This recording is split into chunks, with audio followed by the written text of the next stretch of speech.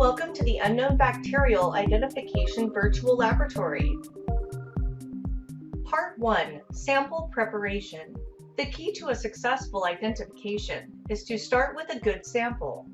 Many pathogenic bacteria do not grow well on solid culture medium, making identification by traditional means difficult. Even poorly growing bacterial cultures, however, can be identified with methods used in this laboratory.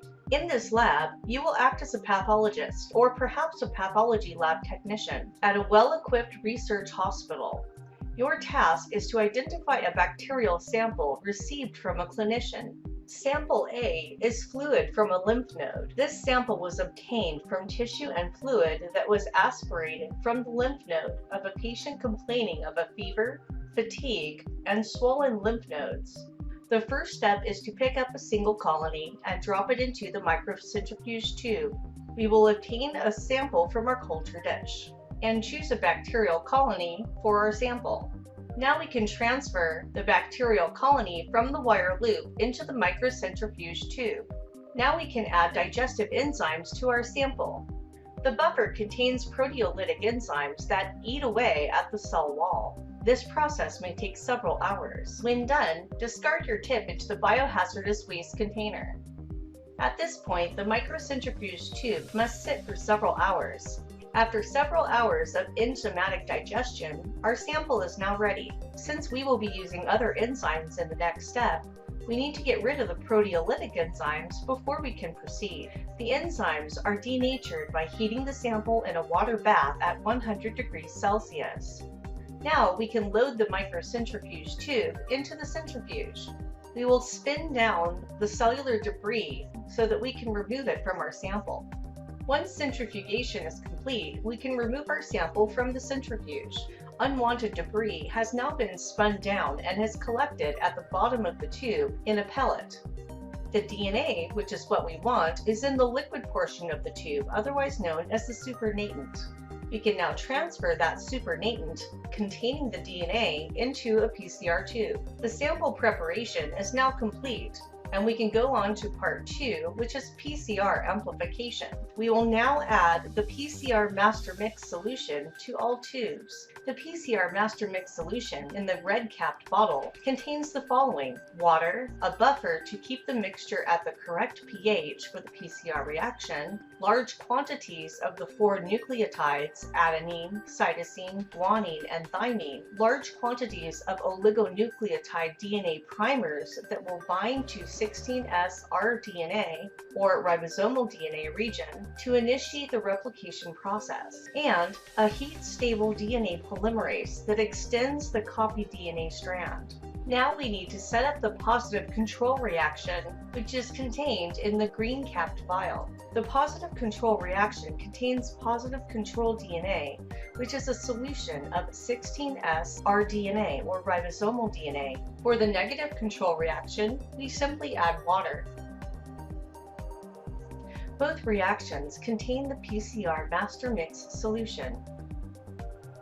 Once we are here, we can then place our PCR tubes into the loading compartment of the PCR machine. Once the reaction tubes are loaded onto the thermocycler or PCR machine, the automatic process of DNA replication starts. The machine used in this lab has readouts that describe what is happening. From left to right, we see a box for temperature, a box for time, a box telling us what cycle we are on, and a box that states action. The action box can have melt, anneal, or extend. The temperature control is set up as follows. The initial incubation step will be at 95 degrees Celsius for 10 minutes. 30 cycles of the following sequence of steps will follow.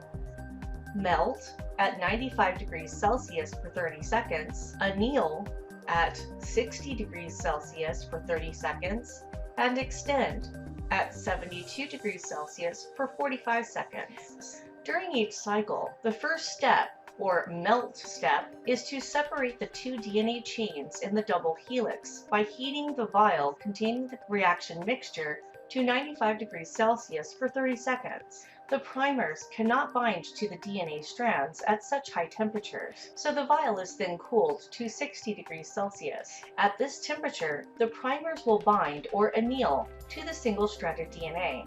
The reason the two separated strands of DNA do not re-anneal is that there is a large excess of primers in the solution. Therefore, it is more likely for the DNA strands to bind to the primers instead of binding to one another. The final step, or extend step, is to allow the DNA polymerase to extend the copied DNA strand by raising the temperature to 70 degrees Celsius for 45 seconds.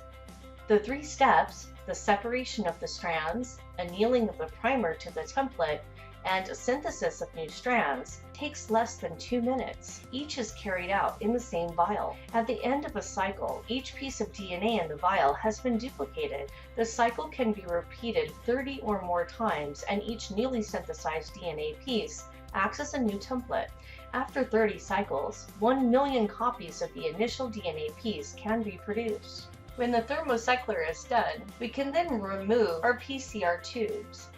The tube should now contain many copies of 16S ribosomal DNA, each about 1,500 base pairs long. At this time, it is prudent to run a gel to confirm that the PCR reaction did indeed work. The gel should contain 3 lanes, one for the negative control, which is water, which should not have a product unless the water was contaminated. Another well should be used for the positive control, the PCR product of the known DNA sequence, to make sure that the PCR itself worked. And the last lane will be for your sample. If you are confident that the PCR worked, you can proceed to purifying the PCR product. Running a gel is actually one method of purification. Once the PCR product is in the gel, you can cut out the band corresponding to the PCR product and isolate the DNA directly from the gel. Nowadays, you can buy compact microfilters to filter the DNA from the PCR tube without running a gel. We will use such a microconcentrator column for this procedure. We will first set up the microconcentrator column by first adding buffer solution to the column and discarding the tip in a biohazardous waste container. Now, we can add the PCR product to our column and discard the tip in the biohazardous waste. Next, the tubes containing the PCR sample, positive control and negative control, will be placed on ice. We are now ready to load the column into the centrifuge. We will counterbalance the centrifuge by placing a tube directly opposite from our sample. Now, we can centrifuge our sample. Once the centrifuge is done, we can remove our sample. DNA is now trapped in the column. We now need to loosen it into a new tube. We will get a new tube and invert the column. Then we'll add buffer solution to the inverted column and discard the tip in the biohazardous waste. The first collection tube is no longer needed, so we can go ahead and discard it in our waste container. Now, we will centrifuge the assembly and collect the DNA into the collection tube. We counterbalance our tube and run the centrifuge. When the centrifuge is done, we can remove our sample from the centrifuge. The DNA has now been collected in the collection tube. The column is no longer needed, so we can discard that. The PCR product has now been purified. The final collection tube should now have many pieces of 1,500 base pairs long 16S ribosomal DNA fragments, with a very small amount of longer DNA strands, which are contaminants. We can now go to part 4, which is DNA sequencing. The DNA sample has been purified. Your PCR tube should now contain almost nothing but copies of 16S ribosomal DNA.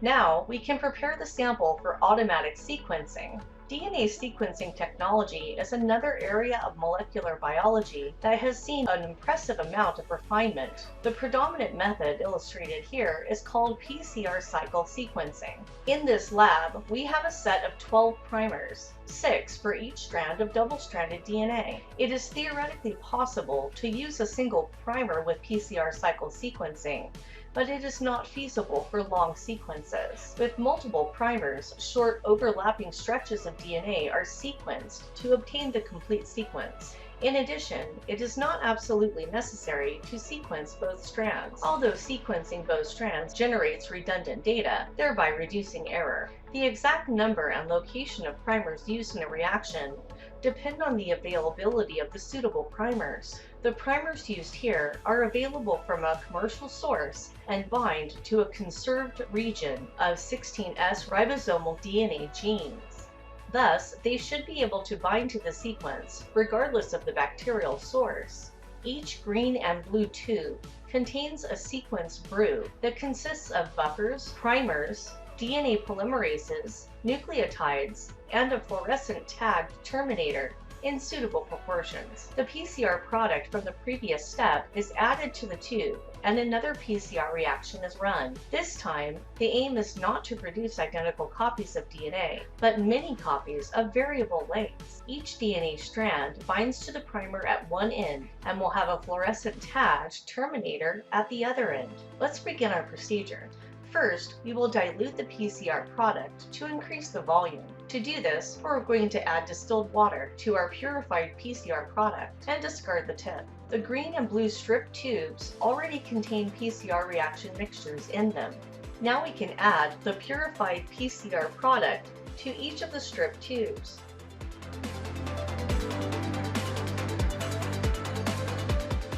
The strip tubes are ready for PCR amplification. We can now load the strip tubes into the thermocycler. Now we can run the PCR amplification. In the cycle sequencing, the first step is to use the thermocycler to create many copies of the target DNA. But with one twist, we terminate the replication process at random places so that the copies are all partial sequences with different lengths. The reaction mixture contains normal deoxynucleotides, adenine, cytosine, guanine, and thymine, as well as some special dideoxynucleotides that are tagged with fluorescent markers. The fluorescent markers differ for each base, and they are designed to fluoresce with different colors. Dideoxynucleotides can be substituted for normal deoxynucleotides during replications, but if such a substitution occurs by chance, the chain can no longer be extended, terminating that DNA strand. Dideoxynucleotides are thus called terminators. Let's use a specific example. To sequence a 6-base long single-stranded DNA consisting of the sequence from the 3' end of A, C, G, T, T, G, and the 5' end. With this method, you might start by generating pieces that are 1 to 6 bases long. Because the DNA polymerase extends the copy DNA from the 5' end to the 3' end, or from the 3' end to the 5' end on the template DNA, the pieces are going to be as follows: T, TG, TGC, TGCA, TGCAA, and TGCAAC. In all of these pieces, the last or 3' end base is a dideoxynucleotide. Once you have these in place, you can then separate them based on their size by means of a very sensitive version of gel electrophoresis. Because each differently sized strand terminates at a specific base, it will fluoresce with a specific color. By looking at the fluorescent colors of DNA pieces of increasing size, we can compile the sequence for a complementary DNA strand, TGCAAC, from which you can infer the original sequence. Separating long chains by electrophoresis, while the difference is only one base, is extremely difficult. Thus, to sequence a long section of DNA, many primers must be used, each in its own reaction tube. This way, many overlapping sections are sequenced in parallel, and the result is compiled to generate a complete sequence. The sequence preparation is now complete. We can click on the orange tray to continue to part 5, which will be DNA sequencing. From the last step, we now have 12 tubes that contain the final PCR product, a mix of DNA pieces of variable length. All DNA pieces in each tube start with the same primer, but they end with a different nucleotide tagged with a fluorescent marker. Different colors are used for each nucleotide A, T, G, and C. What remains to be done is to separate the individual DNA pieces and to identify the end nucleotide. This is done by an automatic sequencer that performs gel electrophoresis on the DNA in each tube. Gel electrophoresis is a method to separate molecules based on different sizes. The sequencer used in this lab has a thin capillary tube attached at one end to a syringe mechanism that contains a buffer solution. The tube is filled with the buffer solution, and the other end is inserted into one of the tubes containing the DNA pieces. Then an electric current is applied so that the end of the tube in contact with the DNA has a negative charge, and the syringe end has a positive charge. Since DNA molecules are negatively charged, they start moving through the small tube toward the positively charged syringe end, with the smaller pieces moving faster than the larger ones. Near the syringe end, the capillary tube passes through a laser beam that excites the fluorescent markers, and optical detectors detect the color of the fluorescence. We can assume that a complete set of DNA pieces, all differing in size by exactly one nucleotide, were generated in the previous step. The smallest piece of DNA that has a fluorescent tag attached to it is the primer. This DNA fragment will travel faster than the other ones. By reading the color, in our example red, we can determine that the first nucleotide beyond the primer sequence is thymine. The next smallest piece of DNA will fluoresce with the color green, representing the next nucleotide in the sequence A, and so on. By reading the sequence of nucleotides on their fluorescence as the DNA pieces pass through the laser beam, the sequence of the DNA can be reconstructed. The sequencer automatically flushes out the buffer from the tube, moves the tray, and runs the electrophoresis again, repeating the program until all 12 tubes have been examined. The resulting sets of sequences are collected by a computer program to build the complete sequence of the 16S ribosomal RNA gene. We have now completed the DNA sequencing. Next, we will need to perform a sequence analysis. After the sequence information has been gathered from all of the reaction tubes, the computer builds the actual sequence by matching together different pieces. You now have the 16S rDNA sequence for this bacterial species. There are many sequence databases in existence, which can be compared with all other known 16S rDNA sequences for identification. Some databases are sold commercially as part of an identification kit. In this example, we will use GenBank, which is a public database available through the National Laboratory of Medicine. The matching algorithm is known as BLAST, Basic Local Alignment Search Tool. A direct match of the DNA sequence determines the exact bacterial species you have found. When the DNA sequence is not an exact match, but a close match to another one found in the sequence database, you need to assess whether it is a new species or a variation of an existing one. Here are the steps to follow to identify your sample. First, we open the data output from the sequencer. We will copy the sequence by pressing Ctrl+C. Step 2 is to go to the NCBI website to perform a search. On the NCBI website's BLAST page, under Enter Query Sequence section, we can then paste the sequence data from Step 1 into the box labeled Enter Accession Numbers. Then, under the Choose Search Set database section, when you are ready, click on the blue BLAST button further down the page. Sample A is fluid from a lymph node. This sample was obtained from tissue and fluid that was aspirated from the lymph node of a patient complaining of a fever, fatigue, and swollen lymph nodes. The BLAST search displays the matching sequence in the database in descending order of the degree of the match. Most of the top scorers are either Bartonella henselae or Racemolea henselae. The latter is an older name for this species.